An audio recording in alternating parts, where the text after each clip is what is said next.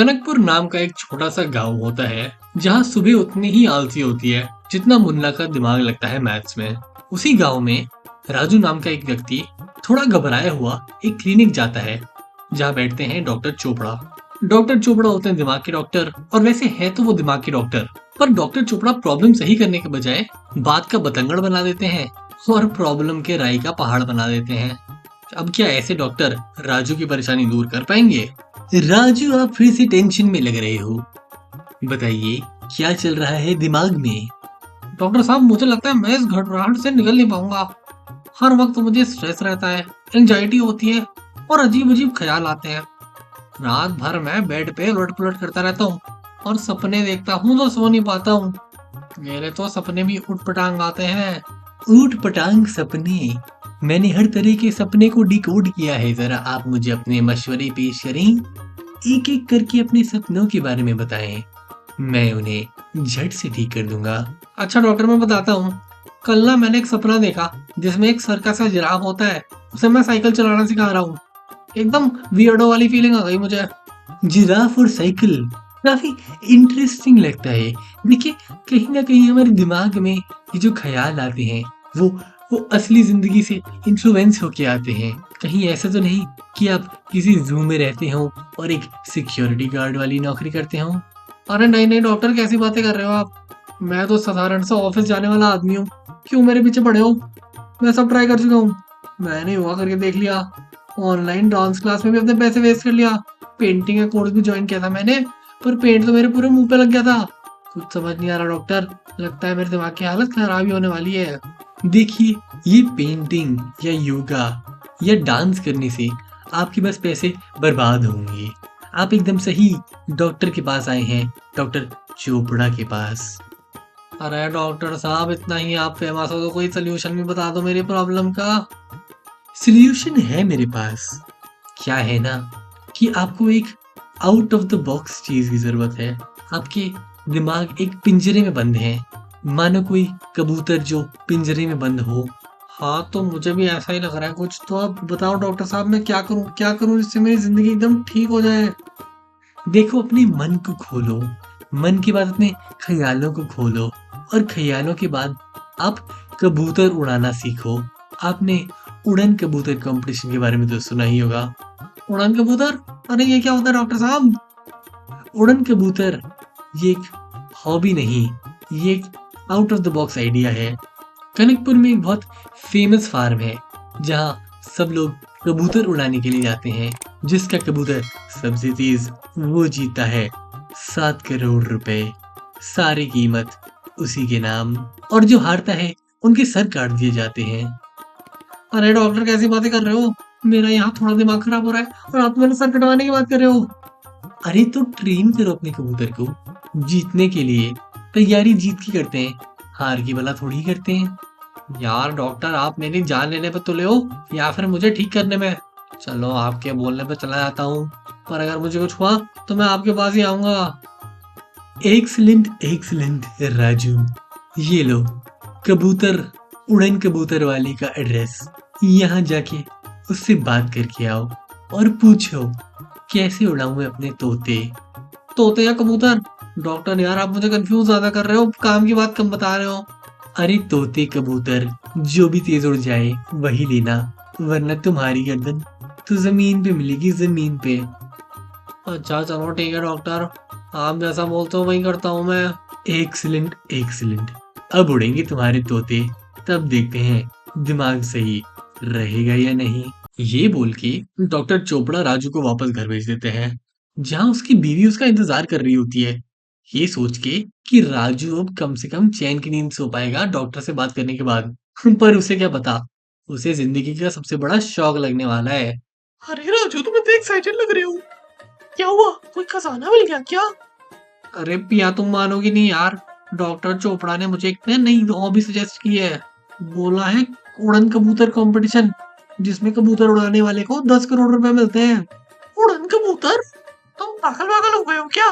इतना अजीब आइडिया!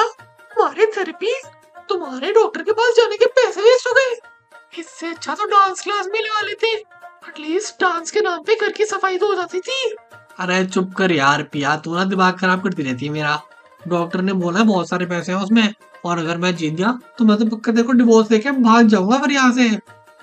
ओह, याद रखियो, डिवोर्स में आधे पैसे मेरे होने वाले हैं। अरे यार तब तो फंस गया मैं, फिर नहीं दे सकता डिवोर्स। सारे पैसे मैं ही रखूंगा अपने पास, तुझे तो फूटी कौड़ी भी नहीं दूंगा। वैसे वैसे अवार्ड छोड़ो, अगर तुम हारे तो क्या होगा? नहीं वो कुछ नहीं, डॉक्टर ने बस कहा है कि अगर हार जाते हैं तो शायद गर्दन कट जाती है। ओह माय गॉड, गर्दन कट जाती है? गर्दन कट जाती है? पागल वागल हुए हो क्या? ए चुप कर, पागल नहीं हूं मैं, पूरे होशो आवाज में हूं मैं, और पहली बार लाइफ में मुझे पता चल रहा है कि क्या करना है। तू ना मेरे को क्वेश्चन मत कर, चुपचाप पैसे निकाल और मैं जा रहा हूँ कबूतर खरीदने। कबूतर खरीदने? अच्छा ये बताओ कितने पैसे लगेंगे? बस वही 1-2 लाख लगेंगे, इतने तो पड़े ही होंगे ना घर में। अरे बेवकूफ, 2 लाख कबूतर के कोई देता है क्या? चुपचाप जाके सड़क से पकड़ लो, ऐसे मिल जाएगा। अबे ऐसे कबूतर रेस नहीं जिताते यार, तू समझ नहीं रही है, बेवकूफ है तू। चल मुझे जाने दे, तू ना अपना देख ले बस, फालतू सवाल पूछती रहती है। कल तक जा रहा हूँ मैं वापस कबूतर खरीदने। अब ना मैं फुल्ली कमिटेड हूँ, अब ना वापस नहीं आ सकता मैं, अपनी जिंदगी है ना बदलना चाहता हूँ मैं बस। चल जा यहाँ से, फालतू बातें करता रहता है, मुझे तो वैसे भी तेरा मुंह नहीं देखना। हाँ जा रहा हूँ, फिर ना जीत गया एक बार फिर ना तेरे को बताऊंगा भी नहीं, बस गायब हो जाऊंगा। पैसे लेके मैं अपनी मौत फेक करूंगा और फिर किसी दूसरे देश भाग जाऊंगा। अबे चल, तेरे में तो दम होता तो कब का डिवोर्स लेके भाग चुका होता। भगवान करे कि मेरा दिमाग 100 बार खराब हो और तू जैसी बीवी किसी को ना मिले। ये बोल के ये बोल के राजू अपना घर छोड़ के चला जाता है, हमेशा हमेशा के लिए पिया को छोड़ के, अपने कबूतर उड़ाने के सपने पूरे करने के लिए। एक हफ्ते बाद वो थका हारा पहुंचता है गांव के कबूतर खेत में, जहां उगते हैं छोटे छोटे कबूतर। वहां होता है खड़ा भैरव, जो कि कबूतर उड़ाने के लिए पैसे लेता है सबसे। ओ जी बाबूजी, कैसे हो आप बताओ आपको क्या चाहिए? इधर कोई फैशन शो नहीं चल रहा है, आप ना वापस हो जाओ। अरे भैया मैं कोई फैशन वैशन शो के लिए नहीं आया, मैं हूँ राजू। डॉक्टर चोपड़ा ने बोला है यहाँ मुझे कबूतर मिल सकता है, मेरा कबूतर जो उड़न कबूतर में पार्टिसिपेट करेगा और ट्रॉफी जीत के लाएगा। मुझे बस एक मौके की तलाश है। नए चमकते जूते, कुंभ से सेट की जेल से सेट किए हुए बाल, तुम शहर के लोग अपने आप को बहुत बड़ा समझते हो ना।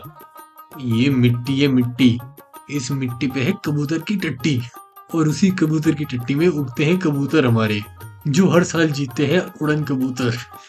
और ऐसे कबूतर तुम कभी उड़ा नहीं पाओगे, समझे? यार मुझे कोई फर्क नहीं पड़ता, मैं सब सीख लूंगा। मैं रेडी हूँ सुबह सुबह आने के लिए, मैं तो रेडी हूँ सुबह 4 बजे उठने के लिए, कपड़े गंदे करने के लिए, जो भी हो मैं उड़न कबूतर में पार्टिसिपेट करके अपना कबूतर जीत के रहूंगा। अरे तुझे लगता है कबूतरों से प्यार करने से सब ठीक हो जाएगा? शहर के लोग यहाँ बहुत आते हैं, 2-4 फोटो खिंचाते हैं और फिर दौड़ते हुए वापस जाते हैं। तुम सब नौटंकीबाज होते हो। नहीं नहीं मैं सच बोल रहा हूँ, देखो मैं तो अपनी बीवी को भी छोड़ के आ गया, वैसे मेरा दिमाग खाती रहती थी। मैं सिर्फ यहाँ एक नई जिंदगी शुरू करना चाहता हूँ, एक नया कबूतर पालना चाहता हूँ जो मुझे ढेर सारे पैसे ला के दे। बीवी छोड़ दी? अच्छा तो तुम्हें लगा तुम इस फार्म पे कबूतर को नहीं बीवी बना पाओगे, पर मैं तुम्हें बता दूं कबूतर बीवी बनाने वाली चीज नहीं है। बहुत शहर के लोग आते हैं और कबूतर को अपनी बीवी बना के ले जाते हैं और कबूतरों का गलत इस्तेमाल करते हैं। मैं ये बात बिल्कुल, अरे नहीं नहीं यार मुझे ये सब नहीं करना, पागल वागल है क्या? मैं तो यहाँ बस कबूतर उड़ाने आया हूँ, कबूतर उड़ाने और कबूतर के बारे में सीखने के लिए। मेरा प्लान है उड़न कबूतर में फर्स्ट आने का। अजी ठीक है, कल सुबह यहाँ 4 बजे आ जाना, ज्यादा नखरे किए तो सीधे बाहर निकाल दूंगा। और एक और बात, ये कोई मजाक नहीं है, अगर तुमने बीच में छोड़ा तो याद रखना मैं बहुत बुरा हो सकता हूँ। ये सुन के राजू की हवा थोड़ी टाइट तो होती है, पर राजू एकदम कमिटेड होता है अपनी फुल कमिटमेंट दिखाने के लिए और कबूतर को हर जगह उड़ाने के लिए। तो अगले दिन सुबह 4 बजे राजू और भैरव खड़े होते हैं, पर राजू की हालत पहले ही दिन टाइट हो जाती है और बेचारा राजू पहले दिन हार माने ही वापस जाने की बातें करने लगता है। ओए शहर के महाराजा, हाथ दिखाना जरा, कांप गए ना एक बार में, मिट्टी का काम नहीं आता, कबूतर की टट्टी से डर। कबूतर की टट्टी से डर गए क्या? यार मैंने कोशिश तो बहुत की, थोड़ी प्रॉब्लम हो रही है पर मैं सीख जाऊंगा। मुझे नहीं लगता तुम सीख पाओगे, तुम बस यहाँ टाइम पास करने आए हो। वैसे देख के तुम्हें लगा कि तुम भी जीत पाओगे, पर हर किसी के बस की नहीं होता कबूतर उड़ाना। ये कबूतर की मिट्टी जिसमें टट्टी मिली है, सबको उस मिट्टी का हक नहीं, और तुम्हें तो उसका बिल्कुल भी हक नहीं। यार तुमने ना पागल बनाया मुझे, सुबह 4 बजे उठा के फालतू में मेरे कपड़े गंदे करके, मुझे उल्टा सीधा बोल के, मेरी बीवी से मेरी बात छुड़वा के, मेरे को पैसे भी नहीं दिए। जा रहा हूँ मैं वापस। अरे जा जा, फिर कभी दिख मत जाइयो। तो जैसे शहर के लोग मुझे दिख जाते ना तो वैसे ही घिन आती है। चल भग जा यहाँ से, और फिर कभी उड़न कबूतर का ख्याल मत पालियो, वरना गोली से मार दूंगा। हाँ हाँ जा रहा हूँ। तेरी गोली से डर नहीं लगता, मुझे डर लगता है तो ऐसे बेवकूफ कबूतरों से, जो कि मेरे कपड़ों की तहस महस कर चुके हैं, जो कि मेरी दिमागी हालत को और खराब कर चुके हैं। बस हो गया मेरा, मुझे नहीं रहना ऐसे छोटे से गांव में, जा रहा हूं मैं वापस। ये बोल के राजू वहां से निकल तो जाता है, पर अब ना उसके पास बीवी होती है, ना ही उसके पास घर होता है।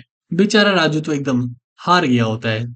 इसी सोच में राजू डॉक्टर चोपड़ा के क्लिनिक एक आखिरी बार जाता है, क्या पता वो कुछ ठीक कर पाए। राजू तुम ठीक तो हो? तुम्हारे मानसिक संतुलन थोड़ा हिला हुआ लग रहा है। अरे डॉक्टर चोपड़ा यार, बर्बाद हो गया मैं गया था खेत, आज वहां भैरव नाम का आदमी मिला। वो आदमी कम जानवर ज्यादा था, एकदम पागल सा आदमी। उसने मुझे पहले ही तो निकाल दिया, और मैं तो फुल मूड बना के गया था कि मैं सीख के रहूंगा कबूतर उड़ाना। पर पता चला कि कबूतर उड़ाना इतना आसान नहीं होता, उसके लिए बहुत काम करना पड़ता है। देखो कबूतर उड़ाना थोड़ा काम तो होता ही है, पर तुमने कोई ऐसा बड़ा कदम तो नहीं उठाया ना जिससे तुम्हारी जिंदगी खराब हो पाए। अबे डॉक्टर, तेरे बोलने की वजह से मैंने अपनी बीवी छोड़ दी थी, इससे बड़ा स्टेप और कोई हो सकता है? अब ना ही मेरे पास रोटी है, ना कपड़ा है, और ना ही लड़की है। तेरी वजह से मेरी तीनों चीजें चली गई। अरे अरे वो क्या है ना, किसी बड़ी बड़ी शहर में ऐसी छोटी छोटी चीजें होती रहती हैं, इसमें कोई बड़ी बात नहीं है, बल्कि छोटी ही बात है। अबे डॉक्टर, अब मैं क्या करूं? लेकिन मेरी बीवी तो मुझे वापस नहीं लेने वाली, वो तो बहुत ही गुस्सा होगी, और मैंने अपनी जॉब भी छोड़ दी, और खेत में तो मुझे मेरा मुंह देखते ही मेरा पोस्टर लगा दिया है कि मैं दिख गया तो मुझे सबसे पहले डंडे से पीटे और मुझे जान से मार दे। मैं तो लिटरली सड़क पे आ गया हूँ। अजी देखो क्या ही कर सकते हैं, आप सब कुछ खुद ही डिसाइड करते चले गए। मेरी एडवाइस ली है आपने, पर एक्ट तो आपने ही किया ना। मैं तो यही बोलूंगा, देखो अगर आप पैसे नहीं दे सकते तो मैं अपनी बातें आपको बता नहीं सकता, क्योंकि वो मेरा टाइम वेस्ट होगा। तो इसलिए मैं कहता हूँ कि आप चलते बनो, और कोई नई जॉब और बीवी ढूंढ लो ताकि आप घर बसा पाओ। अबे डॉक्टर, कैसा पागल आदमी है तू, मेरी जिंदगी उजाड़ दी और खुद इतना खुश रह रहा है। भगवान करे तेरा सब उजड़ जाए। अजी देखिए, अब बोल जितना भी लें, डॉक्टर गरीब लोगों की सुनता नहीं है, तो आप जो भी करेंगे फायदा नहीं होगा।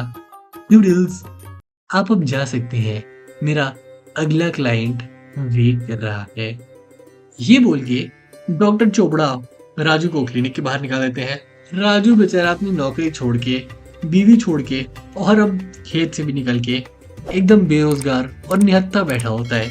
उसके पास जिंदगी में कुछ नहीं होता, और उसका मन बस यही कहता है कि काश मैंने अपने मन की सुनी होती,